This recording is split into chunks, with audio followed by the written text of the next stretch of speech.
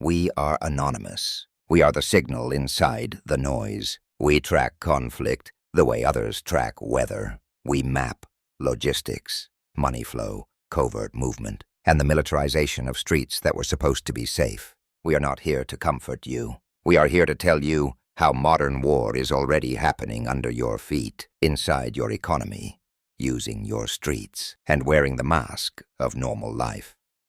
Listen closely, because this is not theory. This is a field report. Before dawn, Nashville was not asleep. It was under siege. Helicopters tore across a low-cloud ceiling, white beams cutting through fog. Sirens bled through the dark. Steel doors shattered. Flashbangs cracked like lightning. Armored teams flooded entire blocks at once. From above, it did not look like ordinary police work. It looked like a battlefield. By sunrise, 17 arrests were confirmed, not just in Tennessee, but also in California and Oklahoma. Federal officials called it the end of a 9-month investigation. On paper, that sounds like routine enforcement. It was not routine. It was a strike on a command network. People in those neighborhoods woke up in shock. Convoys of black armored vehicles rolled past quiet houses. Suspects were pulled out in handcuffs under blinding floodlights. Most of the public statements from officials were vague, nearly silent by design. But one truth leaked anyway. The network at the center of the raids was tied to MS-13, a transnational organization known for discipline, internal order, and calculated brutality. When agents breached certain warehouses, even veteran officers stopped cold. Crates of cocaine, crates of marijuana, counterfeit pills, THC vapes, psilocybin liquids prepared for shipment, rifles lined against walls, cash packed into metal lockers. The first estimate was almost $500 million in narcotics, weapons and currency seized in one coordinated night. For Nashville, this was not a normal bust. This was a warning flare. If this was not war, then what was it? To understand how this hit happened, you have to rewind 9 months.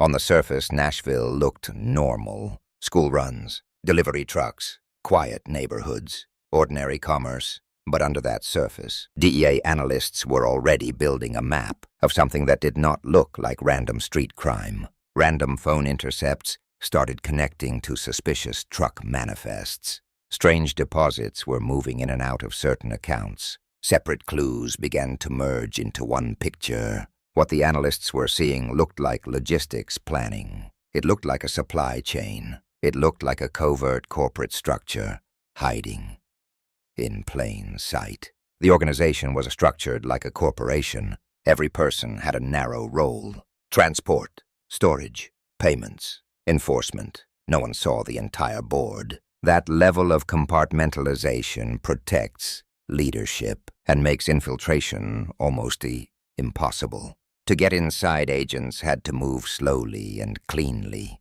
Undercover buyers documented packaging methods and photographed shipping labels. Surveillance teams followed trucks across state lines, noting drop-offs, safe houses, and timing patterns. Meanwhile, forensic accountants dissected the money flow. They tracked dozens of shell companies and ghost businesses, produce exporters, construction firms, courier services, supposed logistics offices. Accounts showed the same rhythm over and over. Friday deposits, Tuesday withdrawals, balances taken back to zero by the end of the week. Cryptocurrency transfers would appear briefly to camouflage gaps and then disappear. On the cartel side, operational security was constant and aggressive. Burners were rotated every week. Meeting spots changed without recognizable pattern. Rental fleets masked vehicle histories. One routine traffic stop came dangerously close to exposing months of quiet surveillance, forcing agents to rebuild channels and tighten protocol. After that, near-miss stealth was treated like oxygen.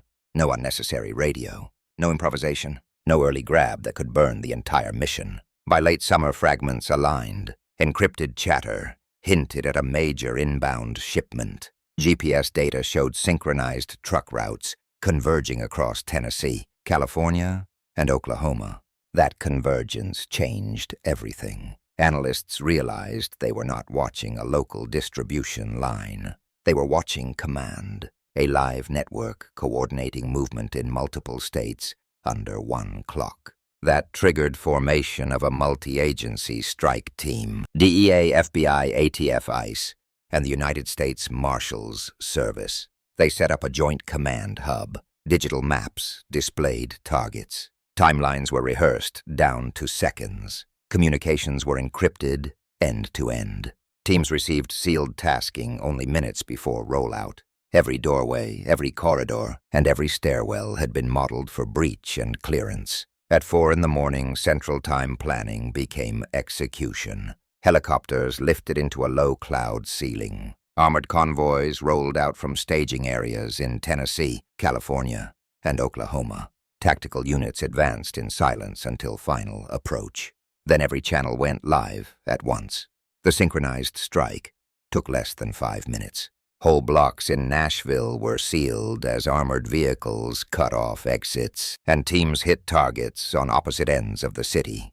The first wave breached 2 warehouses near the I-40 corridor. On paper, they were small import businesses. In reality, they were logistics hubs.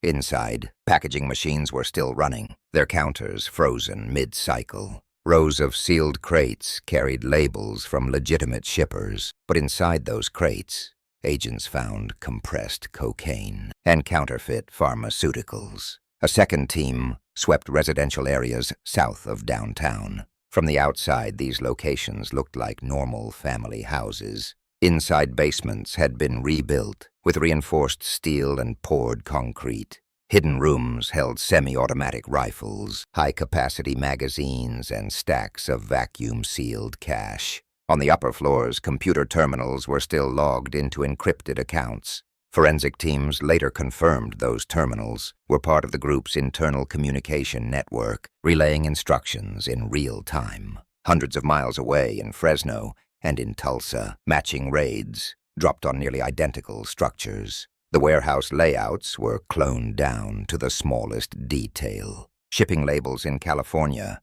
were identical to labels seized in Tennessee. Ledgers in Oklahoma Cross referenced Nashville distribution points.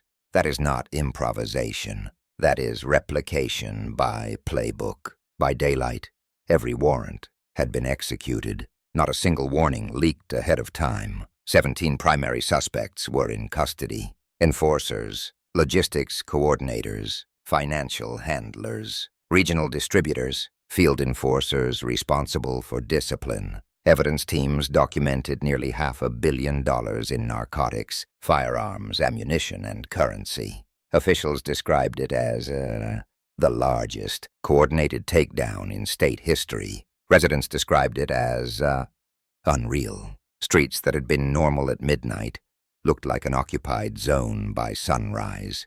But the most important phase did not happen on the street. It happened after. Because once the doors stopped breaking, the battlefield moved from the street to the screen. By noon, evidence, trucks were already moving toward a secure federal analysis site outside Nashville.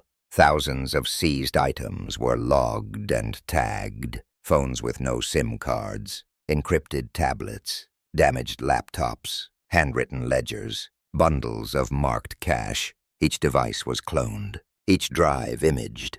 Each transaction code and GPS ping was fed into live analysis. Rows of monitors glowed with maps, message logs, and streaming code. The mission shifted instantly. The objective was no longer capture. The objective was understanding structure. More than 200 recovered devices were rebuilt piece by piece. Analysts traced Bluetooth pairings, GPS trails, and call metadata linking Tennessee, Oklahoma, and California. The timestamps did not just line up generally. They aligned within seconds. That detail matters. It proved coordination, not coincidence. Deleted files revealed hidden spreadsheets that mirrored shipment logs. From the warehouses, each line carried barcodes, prefixes, drop codes, and route notes that traced back to a single IP address in Davidson County, the same district where the largest Nashville raid had happened.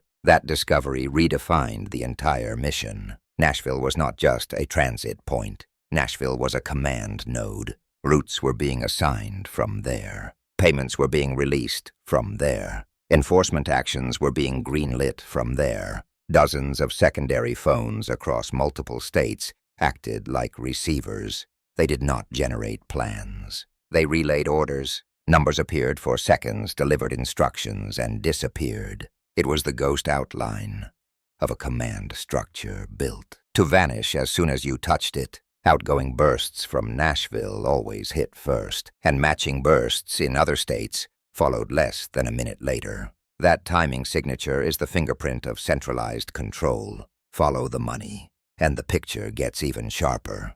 Cash was not sloppy. Cash was tagged, wrapped, logged, and reconciled like inventory at a warehouse. Each bundle carried codes that matched ledgers and serial numbers. Financial subpoenas led investigators to dozens of ghost firms, construction contractors, importers, delivery services, courier companies, legitimate-sounding names with clean paperwork. These firms moved millions through bank accounts that matched fake invoices. The flow repeated with machine regularity. Friday, deposits.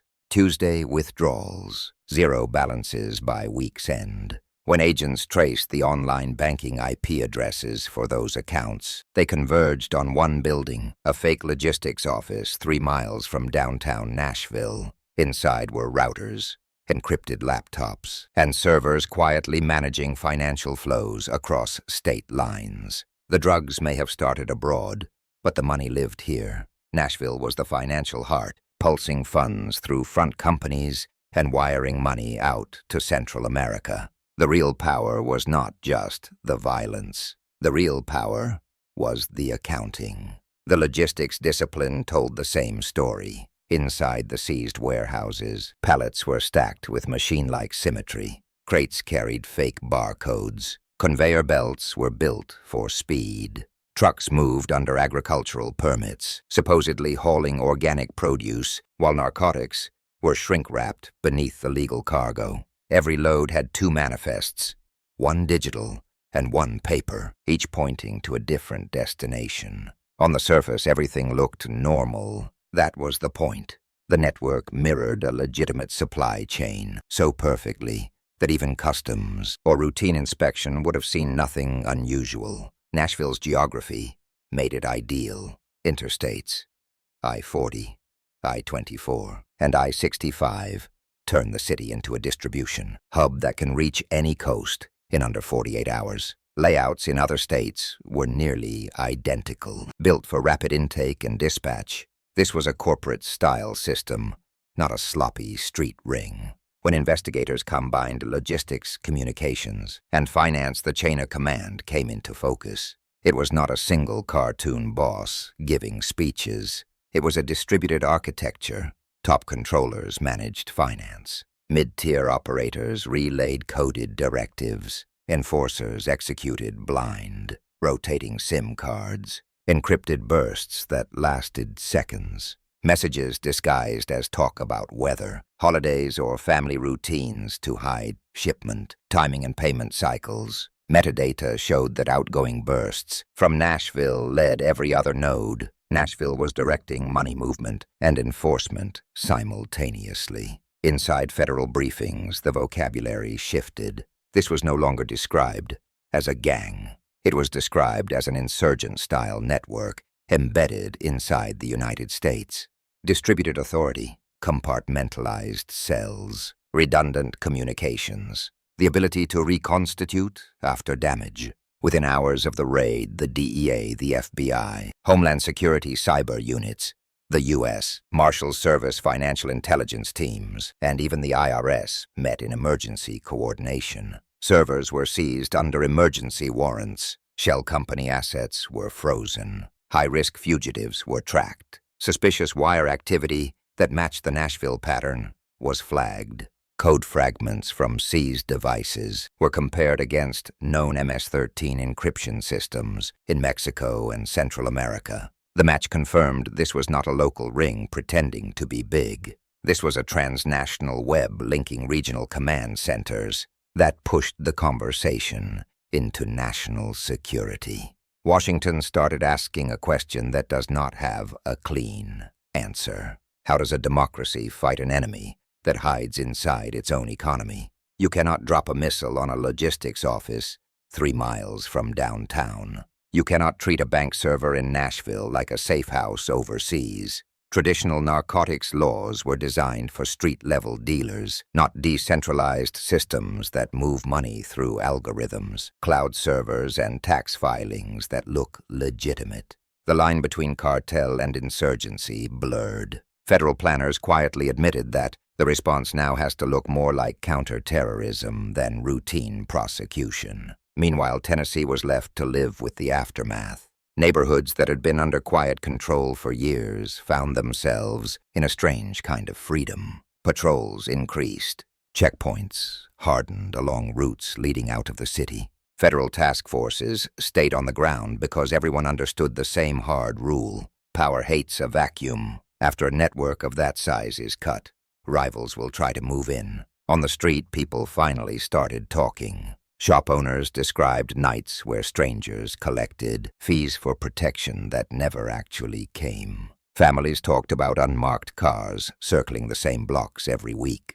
Documents hidden behind false walls started surfacing. Ledgers, receipts, counterfeit invoices. People realized they had been living inside a machine and did not know it. Nashville became more than a crime scene. It became a case study in modern warfare. Without uniforms. The DEA strike dismantled a $500 million command network. It pulled 17 suspects. It seized drugs, guns, cash servers, phones, ledgers, and laptops. It proved that a cartel can behave like a corporation and hide like an intelligence service. It proved that the battlefield is no longer just a border or a coastline. The battlefield is a spreadsheet, a router, a shell company, a reinforced basement under a normal-looking house. The battlefield is a city that does not even know it is part of a war zone until 4 in the morning, when helicopters drop out of the fog. Here is the part you need to hear. Systems like this do not disappear. They adapt. They replicate. They move. If Nashville could function as a command hub, issuing orders, routing payments, and managing enforcement across multiple states, then another city can do it too. Somewhere else in the United States, another quiet logistics office is already humming. Another network is already rebuilding in the dark, using the same playbook, the same discipline, the same cover of normal life. We are anonymous. We will not let this disappear into silence. Silence is how these systems live. Silence is their oxygen. Share this. Stay awake. Watch your city. The war is already here. Expect us.